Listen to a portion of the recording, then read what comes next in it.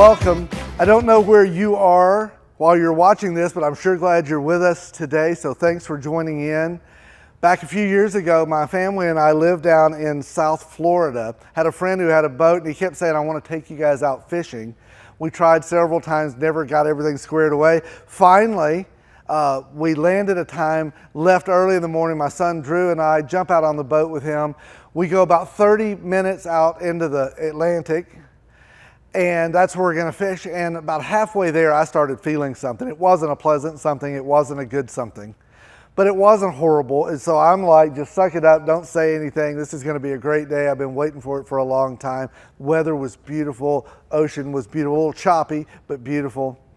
Finally, we get everything set, we're trolling back and forth, and then you hear the snap of one of the lines. That means something has hit it, got something on the hook. Pull in all the rest of them. My friend Steve takes the rod and reel and he starts reeling, and when he does, immediately you hear the fish just go. It's running. You can hear all the line zipping off as fast as it can. It's something big, and everybody's adrenaline shot up. He handed the rod and reel to my son Drew, and he said, hey man, you reel it in, Drew. And so Drew starts, and he's pulling and reeling as fast as he can, and pulling and reeling. You hear the line go again, this thing. And so now we're like, this is substantial. This is gonna be great. I hope it's something great. After a few minutes of that, the fish breaches the water, and when it does, we got even more excited because it looked kind of like this. It was a sailfish, maybe 6 to 7 feet long. Don't know for sure, maybe 45, 50 pounds, something like that, roughly. When it does, it's just gorgeous, even way out there. And we're like, what? Let's go. And Drew's like reeling as fast as he can. He's soaking wet now, and he's in and reel. And I'm standing there thinking, I don't feel well. I really don't feel well. Well, at some point, Drew reaches the spot and he goes, I can't do this anymore. My arms are roasted. And here, Dad, you do it. And then I start, and I'm all excited. I'm going to show him how this is how it's done. And I'm reeling, and I'm this. And then about 3 or 4 minutes into this long run that I'm supposed to have this to get the fish all the way in the boat, something happened inside of me that I did not anticipate happening that quickly. And so I reach over and say, Steve, take this. And he goes, no, Chris, you keep it. I want you to land this thing. And I'm like, Steve, take the stupid rod. And he takes it and starts, and I decided I would find the edge of the boat because the edge of the boat was a very important thing to find. And so I leaned over, and just so you know, everything I'd eaten that morning and the day before and the 37 days prior to that all came out. There was stuff coming from my toes. I was chumming the waters for anything that was hungry. I just know this, it wasn't me. I was hurling, I was puking, I was tossing my cookies, whatever you want to call it.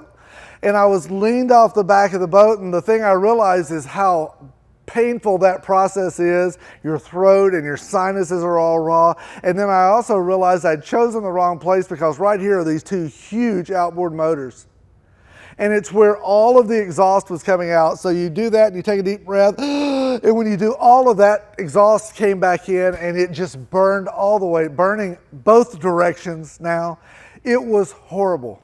I get finished with that, and after they laughed sufficiently, still reeling, I stood up and I felt better because 37 days of stuff out of you helps, but the other part of me still didn't feel quite right.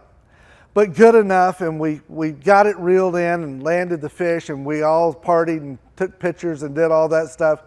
Then finished the day. I mean, we spent hours out there, head back in. When we get back in, the whole time I just feel, here's the word, I just feel really unsettled.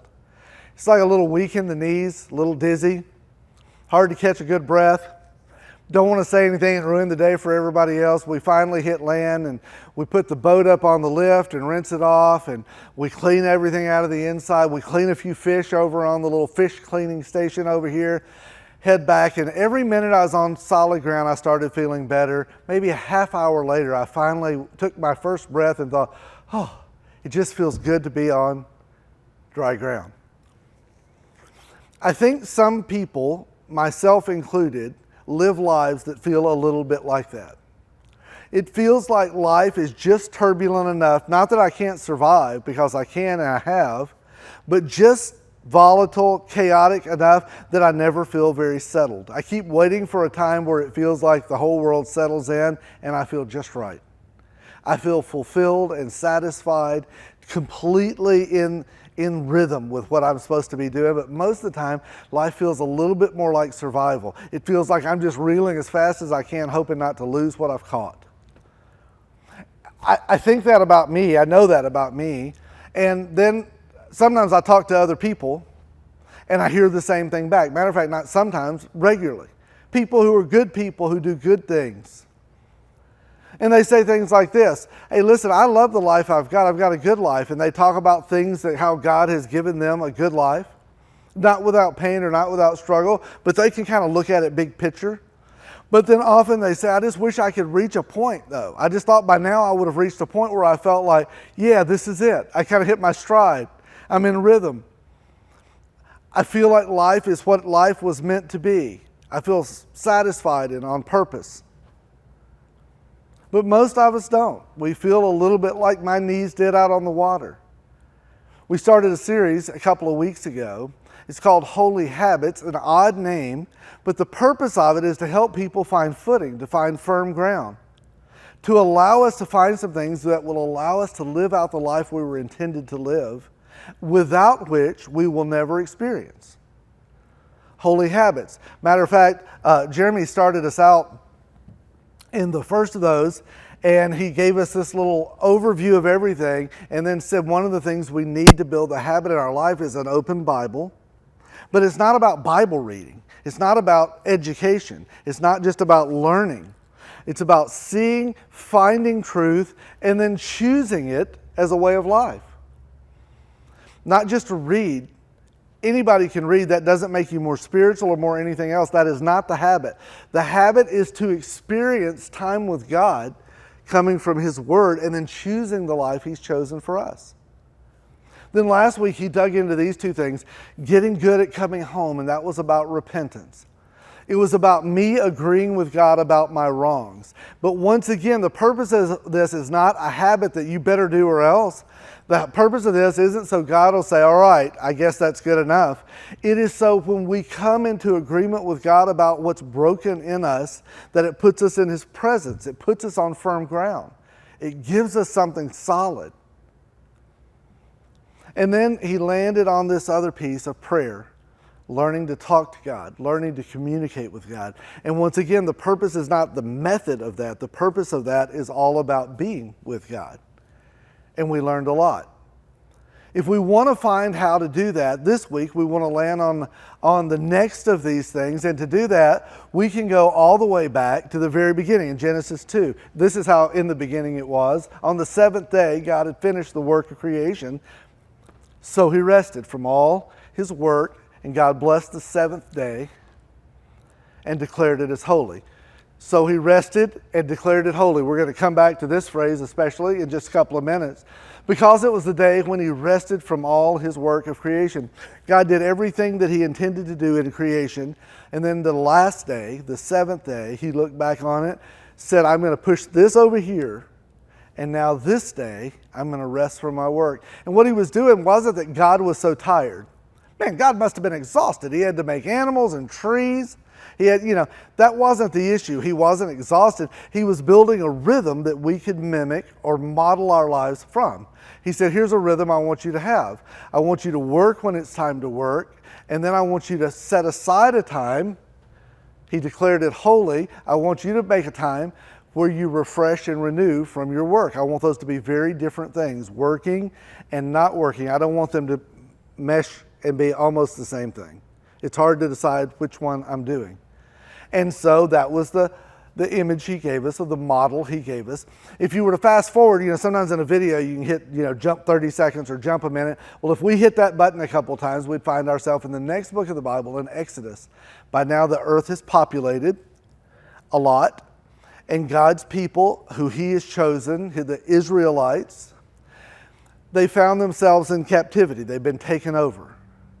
This form of life, work 6, rest 1, is not optional.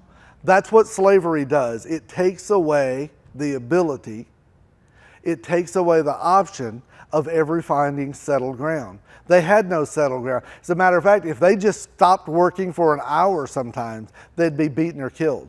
There's no stability in that life. They survived at best, and that's never the life God intended. The life of a slave is survival. The life that God intended is just opposite of that. He doesn't want us to be slaves to Him. He doesn't want us to be a slave to our jobs. He doesn't want us to be a slave to our appetites. He wants us to live free, and the way we find that is through Him. And so He built this rhythm that these guys didn't even have as an option. So He works out the details for them to be set free. You know, the story of Moses and Pharaoh and all of those things, and eventually they escape through a parted sea. They find themselves on the other side, and God calls their leader, Moses, up on the mountain. And He said, I have some things that will allow you to live a well-grounded, solid footing life, the life that you're dreaming of. And I want to give them to you. This is really important. What He didn't give them is, here's a set of rules. If you'll keep, you'll be pleasing to me. What He did is He said, I'm giving you some instruction as the one who made you, as the one who knows more than you. I'm giving you some instruction that if you will follow, this will set you up for the life that you dream of. And so that's what He did. We jump from Genesis 2 to Exodus 20. He gives them this list of things. It starts with, I don't want you to have any other gods but me. I don't want you to make other gods. Even the way I want you to treat me and my name with respect. I want you not to use me for your own good. I want you to put your trust in me. And then He comes to this one. He says, and it's an interesting word, He starts with, remember to observe the Sabbath. The reason He said remember is I have a feeling they had forgotten it. It's been years since it was an option. Nobody said, I think we ought to do that. Everybody said, you do that, they'll kill you. It hadn't been an option, so He starts with this thought, remember to observe the Sabbath by keeping it holy. There's that phrase again we're going to land on. You have 6 days each week for your ordinary work, but the 7th day is a day of rest dedicated to the Lord your God. He said, remember, listen, I read this sometimes and I'm like, oh gosh. There's another thing I'm probably not doing a very good job of. As if there's not enough expectation of me going to work, at home, doing life, all of the other things. Now there's an expectation of me of, I ought to have a day off. Seriously, I don't want another set of things I'm doing poorly. Sometimes when I read it, that's how I feel. I have a feeling these guys read that and they were like, yes. Excuse me. He's saying to them, I want you to remember a time when this was optional. I want you to remember there's a better way of life. And I don't think they read this and went, oh gosh, there's more. I think they read this and went, absolutely. Are you kidding me? To stop all of that for a day to do that? Heck yeah. Of course I'm going to do that. It's a different way of seeing things, but that's where He landed. Twice He said, I want you to keep this day holy. I grew up in a church world where in the church world, holy was a very serious thing. And I'm not saying it's not serious, but it was a holy, holy, holy. We sang those songs with a straight face. They weren't ever holy. It was more like, holy, holy, holy is the Lord God Almighty. This is a holy place. You're supposed to be a holy people. Most of the time that felt like this to me. I'm not saying somebody said that. It's the way it felt to me. I've kind of got that image of God constantly saying, hey, settle down. Hey, cut that out. There's no room in that. Holy. I'm holy. You should be holy. Whole world, everything but your socks is supposed to be holy. That's not a beautiful word. The word holy literally means just to set apart or to hold sacred. It means to set something apart specifically. It's not just an idea, it is an action. I want it to be set apart as holy. He used the word holy. It means to set apart or to be sacred. If we were going to dig into that second word, sacred means to be respected. I like this last phrase, or of profound importance. He said, I want you to set aside a time to refresh and renew. And I want you to set it apart. And I don't want you just to sort of wink and nod, yeah, if I get to it. I want you to set it apart as special, as of profound importance, so important that it's almost untouchable in our lives. It's not that thing we do when we find time, because you'll never find time. It is that thing that we build our life around so it's available. I want it to be of profound importance. And let me just say this isn't so you'll be pleasing to God. This is so you'll have the life that God intended. He didn't give us this as another thing to wear around our neck of things to do list. He gave it to this to set aside our things to do list and help us become something better. Matter of fact, this is a time when we move from producing to being present. That's a hard one for me. Sometimes it feels in my world when I'm not producing or being productive, I'm not very valuable. That's my own stuff I've got to deal with. Being still sometimes for me, I almost feel guilty because I feel like if I'm not doing something worthwhile or valuable, I'm not very worthwhile or I'm not very valuable. And when you do that long enough, it makes it hard to just be present. It makes it hard to be in a present with another human being. One of the ways you'll find out who your friends are and the people who love you most, because they'll have time to hear you. When you're speaking, they won't be waiting till they can talk, or you're a means to an end so I can go do something else, or looking over your shoulder. When you find somebody that will be present with you, you found a gift. And that's who we're supposed to be. That's the life we're supposed to live. And that's what this is about. It's a move from producing to being present. An interesting part of that is for many, when we talk about this just feels like another thing that I'm not doing well. And I love this thought in Mark chapter 2. It says, and Jesus said to them, the Sabbath was made to meet the needs of people, not people to meet the requirements of the Sabbath. People spend whole series of messages saying, let me tell you, 10 rules of the Sabbath. And Jesus is saying this, the reason I produce this is to help you. It's not so you'll be okay for me. It's not so you can keep my little list of check boxes. The reason I built this is because you need this. I don't need you to do this.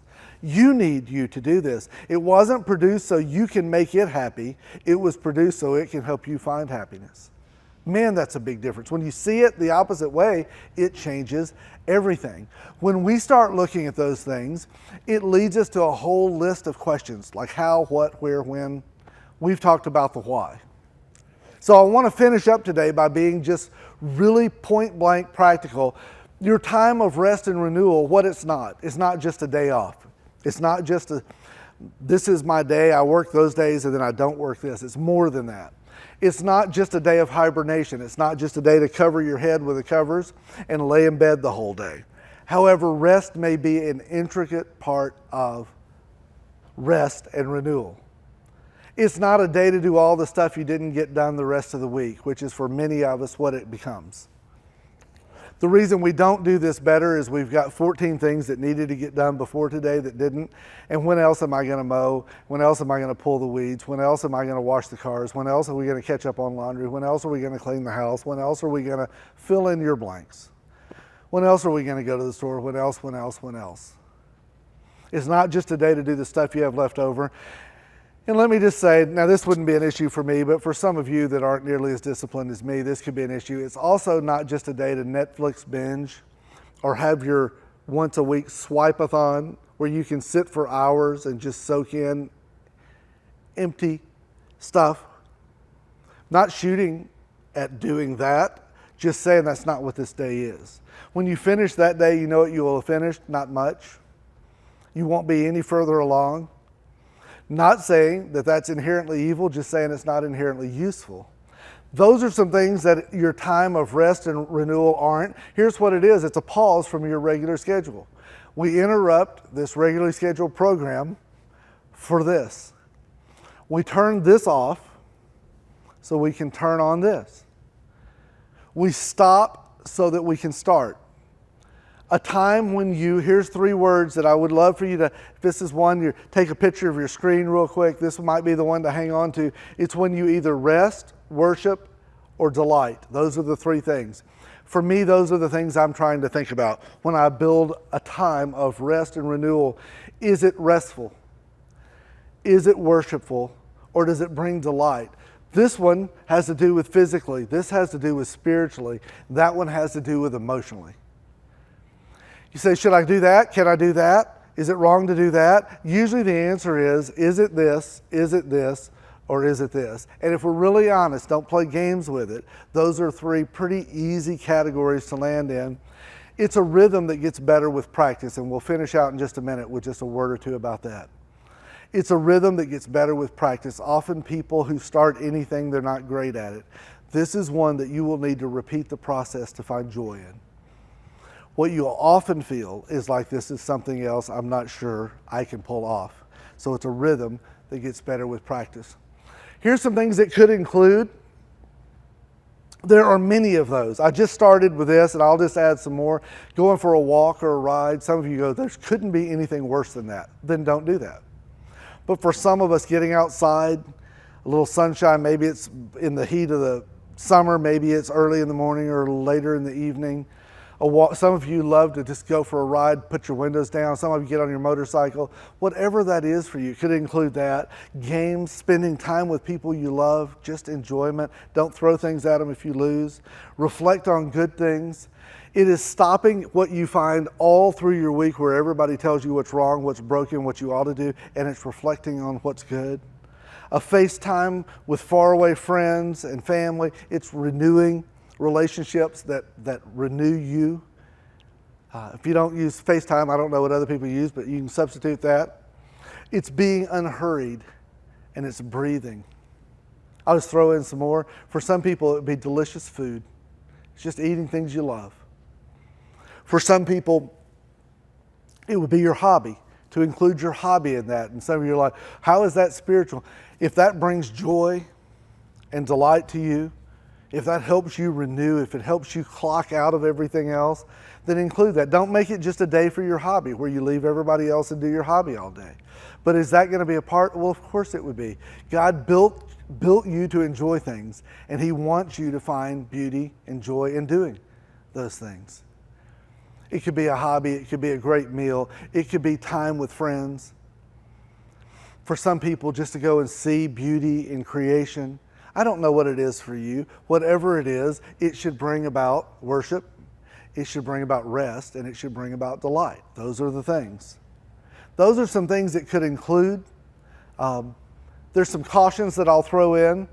The one I mentioned earlier is you may stink at this at first. For me, it is really difficult to stop doing everything else and be still, or to stop doing everything else and do anything. I'm not very good at that. Often the more I try, the worse I get. It takes a while. I said you may stink at this at first. It's like anything else. I hate doing things I'm not good at. When I do this, I don't feel good at it. And the truth is I need repetitions. If it takes 2 tries, 10 tries, 30 tries, or 100 tries, the things that are important to us, we keep doing. The second caution is, that would be great. I'm having an argument with people that I can't even hear. It's the one sitting watching this and go, that would be great, but yeah, that sounds great with you talking about it standing up there, but in my life, I'm a single mom with young kids. I'm a single dad with young kids. Yeah, I'm just going to set aside 24 hours because I have that built in my life. I'll just say, hey, you guys go sit in your room and don't watch too many screens because that would make me less good of a parent. So here's a book. Read this book for the next 24 hours. Like, I can do that. I get that. I don't need to be flippant about that, man. That's a real thing. It is hard to do some of those things with somebody strapped to your leg saying, Mama, Dad, what? My phone rings all the time, whatever it is for you. I get that. Some of you are in a stage of life where you go, I wish it was that easy. I'll also say that sometimes we have built lives. Let me just stop before I say that. Can I just say, if you can't find this period of time to do that, fight for some period of time and begin there. Start here. It'll be valuable to you. If that starts with a few hours that I arrange for somebody to watch, or I arrange for something to happen so I can do those things, it'll be worth it. One of the problems is sometimes we build lives where every minute of our life is occupied as we build a life like that. Sometimes we've got so much stuff to care for because we have pursued so much stuff. Sometimes we have built a life that requires 24/7, and what we need to do is unbuild some of it so we've got some margin in our life. so we can build a rhythm in our life that is healthy, not just the suicidal rhythm of life that means I can never stand on solid ground. Survival life is not the life that we want to take. So it may be difficult, and then there's this other piece. What if I do all of those things, or what about this? What about if you talk about all that and everybody's like, that would be so good, and for me I go, that's not good at all. That sounds horrible. What do I do with that? Sometimes that's the way it feels for me. Sometimes I read about all that and I don't go, woo, yeah, that's the life for me. Sometimes I go, I don't know. That just seems overwhelming to even think about. Sometimes I wonder what it is that keeps me from doing things I know I should do. I'll just give you a couple of thoughts with that. If I'm going to live that life, there's some things that are going to be completely necessary that sometimes I think I may fail in. One of them is trust. The Bible is full of things. It gives certain things that it says, I need you to trust me enough to do this. I have found it easy to trust God enough to forgive my sins because there is no other option. I tried being good enough, and that 5 minutes was a disaster. I tried to be able to make it up. I can't. In the end, He is my only hope. So I've trusted my eternity to God. I seem to be able to trust Him. That was easy for me, though.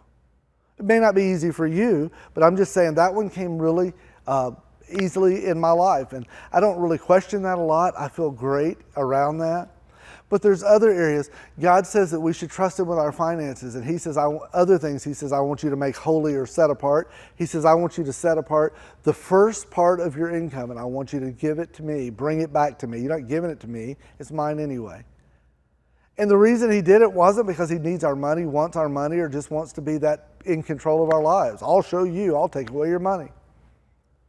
It's a matter of trust. It's a matter of whether or not I can say to God that I trust you in my life enough to believe that whatever I hand back to you, that you will give me what I need. You will provide. That my provision isn't my hard work or my discipline. My provision is my trust in you. I know you're enough. For some people, it's like, that's just bonkers.